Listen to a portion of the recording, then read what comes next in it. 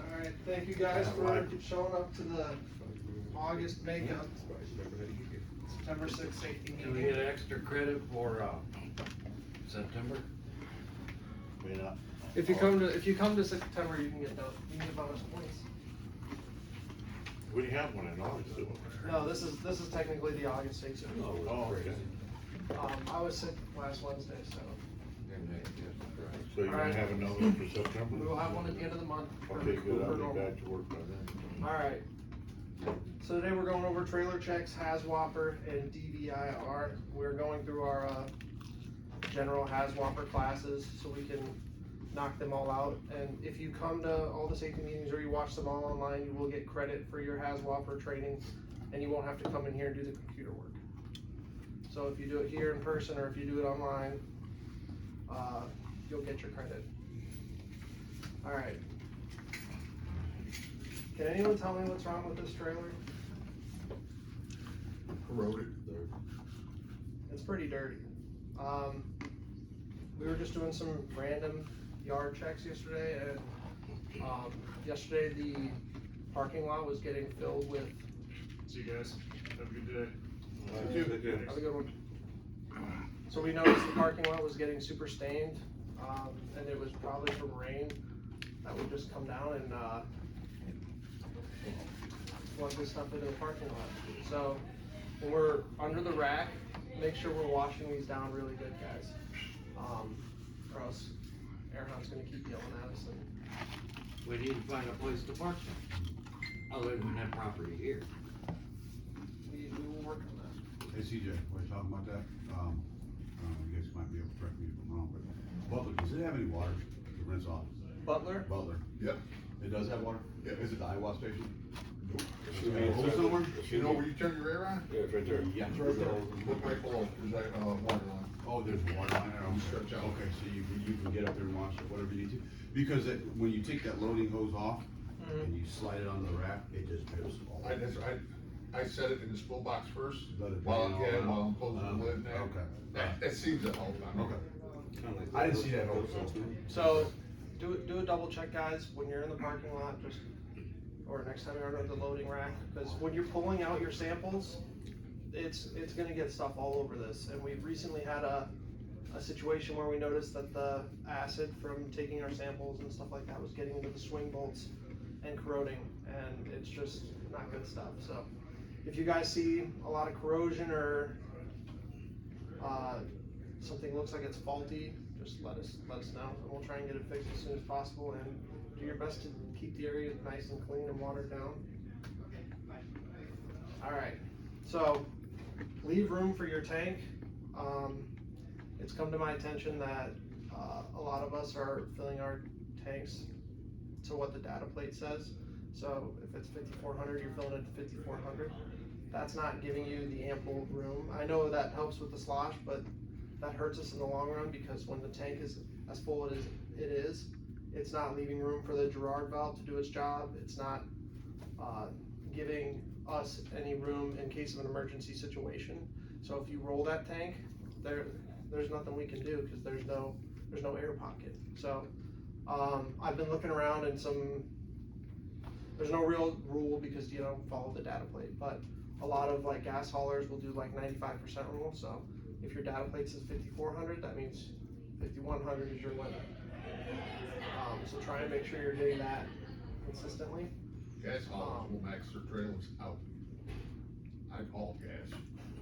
They will max their This trailers was out. just some stuff I was reading Just saying. online, just for safety purposes. Something like these old standard or something. So leave room for valves to work properly. Make sure we're checking the air at mills. I know there was a situation the other day where we went to US and we checked their air pressure and it was at 50. Anyone know what your air pressure should be at? 30 PSI. Okay, so another couple comments on that. If you're at a location and there is a spill of any type, if you are outside of containment, do not put water on it. If you're inside of containment, you can wash it off, but if the spill is outside of containment, do not add water to it. Clean up the spill first and then add water is needed to clean up the product. Yeah, we want them to, Another quick thing we're gonna hit on here is do not trust the gauge.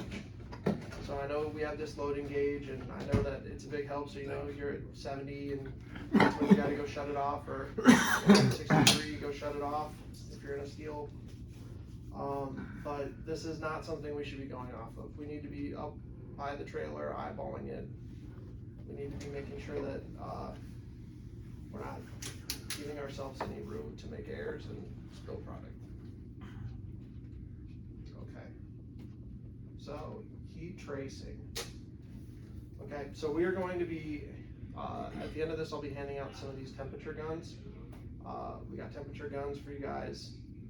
What this is going to hopefully help us out is if hot loads are being given out. So say you're at Portage and you know you're not going to US Steel, but you know the guy behind you is going to US Steel, and you shoot your temperature gun and it's at 180 degrees. I'm gonna interrupt you for 1 minute. Okay, Chris, come on in. Okay, all you guys, this is the new president of our division, Chris. He's taken over for Warren. And that's Lil Robert, Dave Dowd, James, Mike Carter, Nick, Kevin, Tall Paul, Big John, Malcolm, Tom, and Big Robert.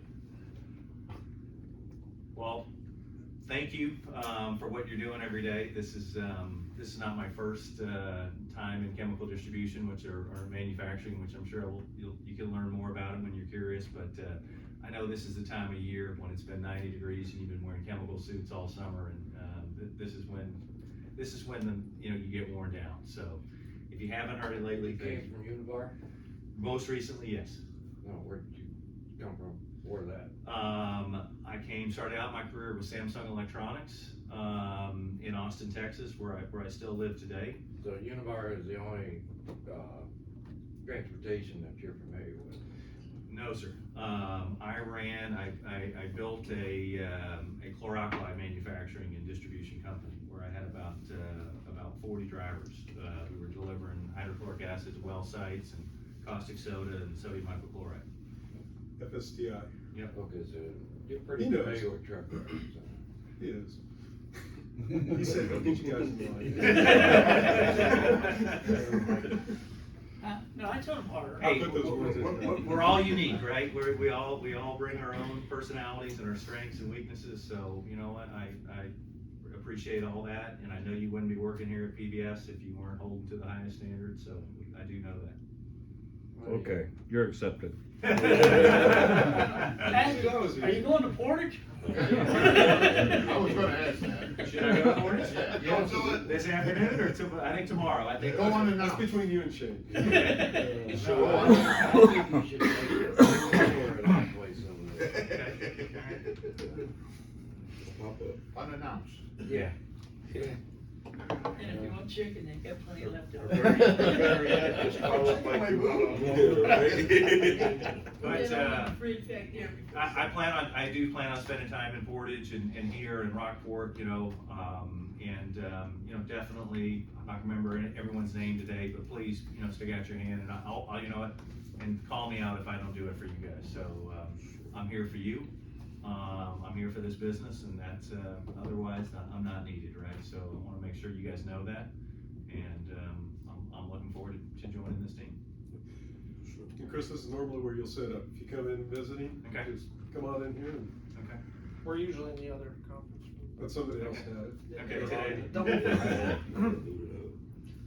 But no, I've worn a hard hat and I've worn a chemical suit for about 20 years of my life. The last 7 years I've been on the commercial side. So I think once you start in operations, that's in your blood, and you're always looking for that. And the driving piece is, it's about 20 to 25% of our revenue. So you guys are a big part of our business. Well, I think we're a gigantic part of it, because during COVID, we was the only ones that was working. Amen. Amen. I So thought I was here with you, Kevin. if you, I thought I was here with you. You're part-time, you don't count. So I won't bore you with any of the numbers I managed at Univar, but I will tell you the one thing I did influence is when people did come back to the office after COVID, I did arrange for a celebration and acknowledgement for the men and that's the kind of appreciation I have for the people, like I said, who are wearing those chemical suits every day. So. Thank y'all. Sorry for. Good luck at Portage. Alright, so we're gonna be handing out these temperature guns. I don't know, he said a few And- times it's gonna be nervous. You're just pretty much gonna shoot the manual with it when you're done loading, and say you're going to Butler, and you got a load that's saying it's 180 degrees, and you know the guy behind you is going to US, and he's gonna be screwed waiting, he fills that out. Maybe share with him that, hey, this stuff's pretty hot, make him switch tanks. Or there's also the digital gauge under the start button at Portage, where you can see, but if they've got 200, Did you say make them switch tanks? yeah. Did you say that? Yeah. Oh, you don't do How that. are we gonna do that? If I'm just they asking. do not switch tanks, call me, and I will make them switch tanks.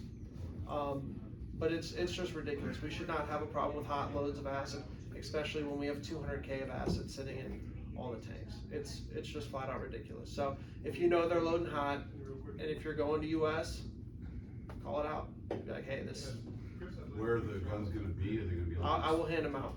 So Are they I'm gonna hand them out to each. personal guns or? Yeah, they're personal guns. You can, I would recommend leaving them in the truck, or putting them in your tool bag, or whatever you guys I do. don't recommend them leaving them in the truck.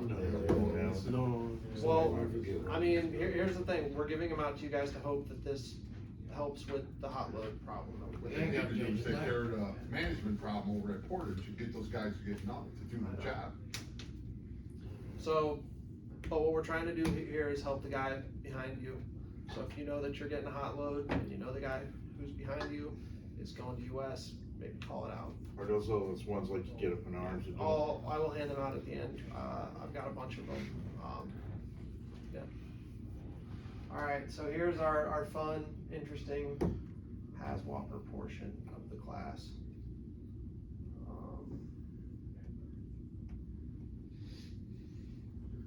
John, you wanna sit? You want this chair, you okay?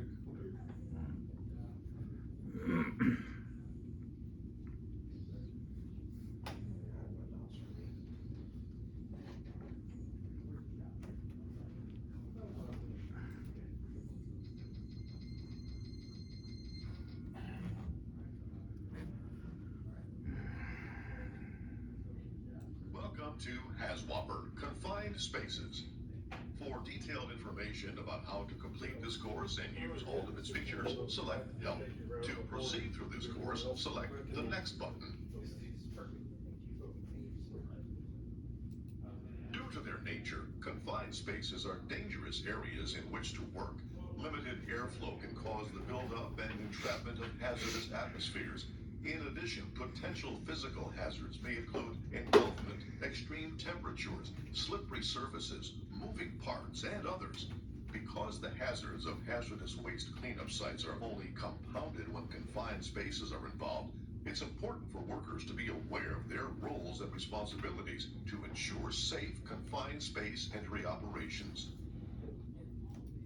This course is designed to provide necessary information to help prevent injuries, illnesses, and fatalities that may result from working in or around permit-required confined spaces at hazardous waste cleanup sites. After completing this course, you will be able to describe the difference between a confined space and a permit-required confined space, identify the potential hazards in a permit-required confined space, and measures that can be taken to protect entry workers.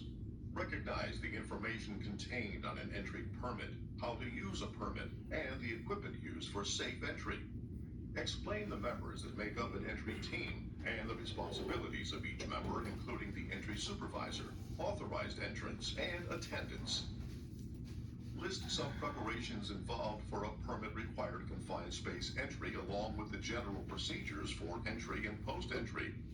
Recognize the severe consequences of attempting to perform a permit-required confined space rescue if not authorized, trained, and equipped to do so. And discuss the measures taken to ensure a successful permit space rescue and non-entry rescue. Before we get into the details of this course, let's first see how much you already know. There are 5...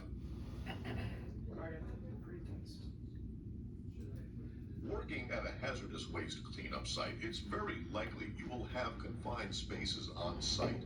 The tasks you perform during site operations are hazardous already, but those hazards can be compounded when working in or near confined spaces. The Occupational Safety and Health Administration, or OSHA, defines a confined space as a space that is large enough that an employee could bodily enter the space, not designed for continuous occupancy, and has a limited or restricted means of entry or exit. Examples of confined spaces include vaults, tanks, storage bins, tubs, pipelines, vats, silos, boilers, incinerators, process vessels, turbines, tunnels, storm drains, sewers, open top spaces, exhaust ducts, crawl spaces, and similar areas. Due to the nature of confined spaces, they often contain hazards that can be very harmful or deadly. To help prevent injury, illness, and death, these confined spaces may require you to have an entry permit to enter them. When a permit is required, they are called permit required confined spaces, also known as permit spaces. If a confined space contains any one of the following hazards, it meets the criteria set by OSHA to be a permit space. It contains or has the potential to contain a hazardous atmosphere. It contains a material that could potentially engulf someone who enters the space. It has an internal configuration that might cause an entrant to be trapped or asphyxiated by inwardly converging walls or a floor that slopes downward, tapering to a smaller cross-section. Or it contains any other recognized serious safety or health hazard. As you will see throughout this course, much more time, thought, and preparation goes into entering a confined space when it's a permit space. However, entering a permit space can be done safely when precautions are taken for the hazards that are present. We will discuss the permit itself in more detail later in this course. Here's just a question.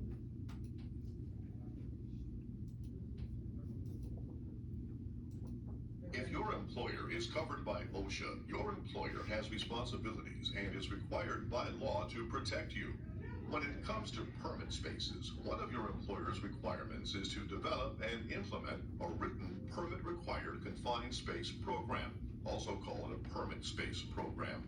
This written program must be in place prior to you or your coworkers making an entry into a permit space. The written permit space program must be made available to all employees and their representatives. The program must be revised before subsequent entries whenever deficiencies in the program are found, such as any unauthorized entry of a permit space, the detection of a space hazard not covered by the permit, the detection of a condition prohibited by the permit, the occurrence of an injury or near miss during entry, a change in the use or configuration of a permit space, or employee complaints about the effectiveness of the program. Your employer will review the program within 1 year of each entry, but a single annual review may be performed covering all entries performed during a 12-month period. If no entry is performed during a 12-month period, no review is necessary. This course was designed to provide necessary information to help prevent injuries, illnesses, and fatalities that may result from working in or around permit-required confined spaces at hazardous waste cleanup sites. You should now be able to describe the difference between a confined space and a permit-required confined space. Identify the potential hazards in a permit-required confined space and measures that can be taken to protect entry workers. Recognize the information contained on an entry permit, how to use a permit, and the equipment used for safe entry. Explain the members that make up an entry team and the responsibilities of each member, including the entry supervisor, authorized entrance, and attendance.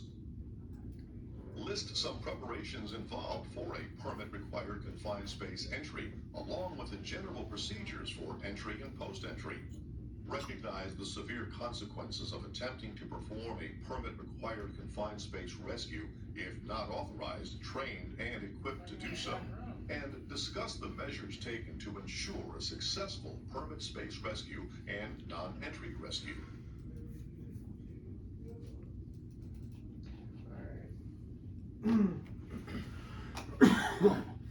Anybody got any questions on that? What are some confined spaces that we run into in our day to day? None? I mean, we don't go in tanks or anything, but the tank alone is a confined space. Your tank on the back of your truck is a confined space. You're not fitting down in mine. We used to have some, you could fall in for, at one trailer you fall in, I can't remember the number of it. As a comp tank. Years back, Walla That's a Walla comp had a tank. tank come in and they had Comp shielding tank does gas a in it. 20-inch lid. They didn't report it, and the guys went into it. One guy passed out. The other guy went to go get him. He passed out. He died, and I think they ended up losing 3. Because of the shielding gas that wasn't reported. I think Bethlehem lost 5 Mm. guys like that. We always had a meter, sniffer meter. Go off. It's dangerous stuff. Alright. DVIR, so the importance of a vehicle inspection. So what are some things you guys do during a DVIR? Tires check. Tires, Check the oil. check the oil, open up the hood, Antifreeze. airlines, antifreeze. Windshield washer. So, I mean, we're doing this stuff not only for you and your ship, but since we're jump seat, we are doing this for the next guy too. So anything you guys run into, make sure you're letting either the maintenance team know or the next guy know. We don't want to be caught off guard or have to have trucks down for multiple days because nobody was, willing to write a note. Okay, all right. So vehicle overview through XRS, you can look at your different DVIR fields. So you guys all see it when you're going through your little checklist. It's just, that's what it is. It's a checklist to go through and look, and it'll list out all the things that you need to be checking. I know we take that for granted sometimes and just scroll down and hit OK, but if you see it on the list, maybe go and check it. Okay, examine engine compartment. So make sure we are opening up the hood, making sure that we're actually looking at our oil levels and our DEF fluid, and making sure that we're checking everything such as worn belts, leaking fluid, missing parts, cracked wires, anything we might run into under the hood. Okay, so inside the cab, we're setting the brake. We're getting out, doing a complete walk around, making sure that our tires, especially our steer tires, we've been running into some of those issues, and I'll show a picture here in a little bit. Okay, so complete check of lights, making sure all your lights are working, because if one light's out, what does that mean? That's a ticket, even if one light. So we need to make sure we're going through our whole checklist and checking all of our lights.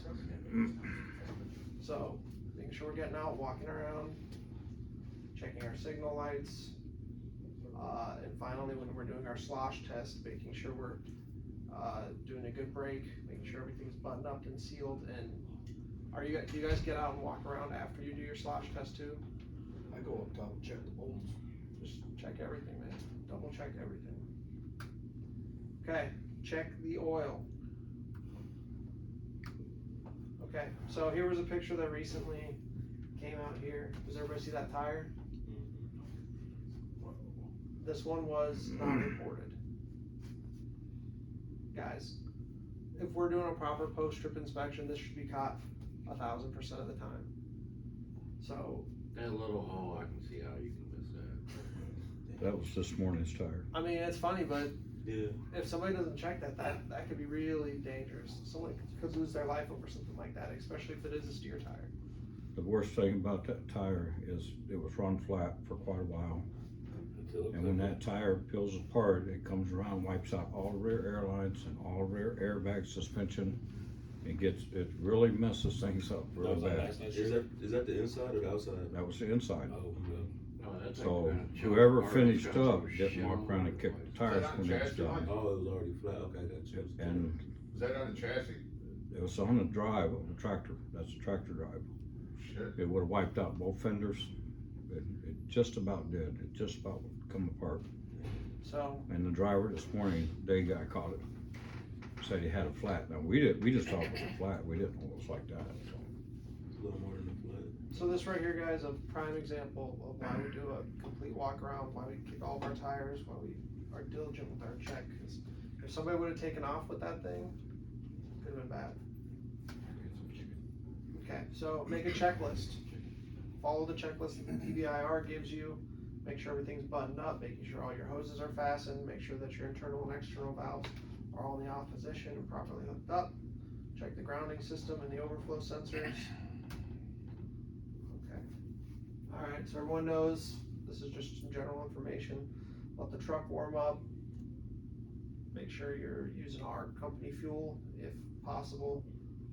Contact maintenance with any issues. There's our counter assist number. Alright. Can anyone tell me what this first sign is? Stop sign. Alright, what about the second one? School. School crossing. Alright. Third is a guidance sign that you might see on a highway. Alright, what's the fourth? Railroad, Railroad. Alright, what about this one? construction, Deer. Construction. yield, Yield. passing. No passing. No passing and speeding. So you guys all know your signs, so let's listen to them, alright? Okay, so making sure we're putting in our inhibitor. You guys know the deal, 10 gallons for steel trailers, 11 gallons for fiberglass. Make sure you're marking it. And How do you do the 11 gallons of Amrex then? Start, stop. I mean, is that what you do? What is it? Once you started. It's one. I thought it put, you could stop it, but it Yeah. just, it can't mess, I think it messes up the next time you hit it. But I mean, you hit it twice, next option, you know. give it a little extra, I don't know. But here's the thing, guys, if we are not going to inland, do not check the inhibitor box on your paperwork. I mean, like if they use the inland bill, go somewhere else. If you use an inland bill to go somewhere else and you check the inhibitor box, maybe cross it out Yeah. and be like, I did not. Put a no on it? White it out. White it out, do Just something. leave the blank. Yeah, just leave So, blank. so you if don't you're, go if to you inland. ended up going somewhere else, do not check it. Okay. But if you already checked it and you ended up going somewhere else, Screw it off. if it's actually in there, I mean, that's how we're gonna think. We're gonna think that you guys took inhibitor there. But if it was an inland bill that you just put the check on and then went there and you didn't put in the inhibitor because you knew you were going somewhere else, we don't wanna see that happen. So if you guys are putting an inhibitor in there, It's kinda, I'm confused now. Yeah, that's what I'm saying. So you put the inhibitor in while you're loading, you assume you're going to inland.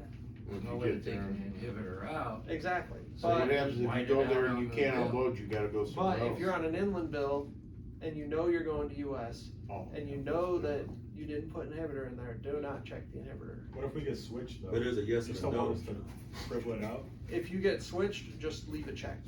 Okay. Just so we know that you did put the inhibitor in there.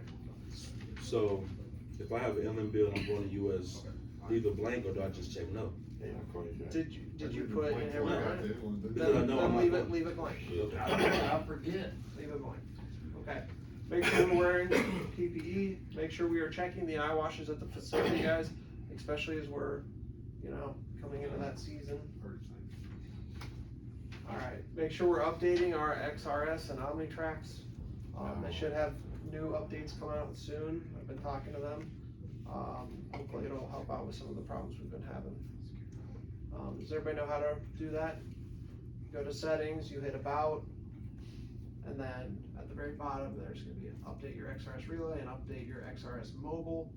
You should be updating both of them. So even if you, are having any problems, maybe if you guys are just sitting there, check to see if there's an update, because, it can help you out eventually. Alright, no texting and driving, follow your speed limit, stop at your stop signs. Do Do not go to work drowsy. Make sure you guys are well rested. Make sure you guys have got good When we're meals. tired during the middle of the day, then we take a nap. All right, thank you guys for coming out. That one. Yeah. And, John had a question. Had a good question. What was your question? If you're in the middle of the day and you're drowsy, pull over, take a nap. Pull over and take a nap. Okay. I'd rather have you take a I nap just than wanted fall to asleep. get the verification. I'm worried about the Well, you hazmat. said- That's the verification. I'd rather have you pull over and take a nap than get in an accident. He went.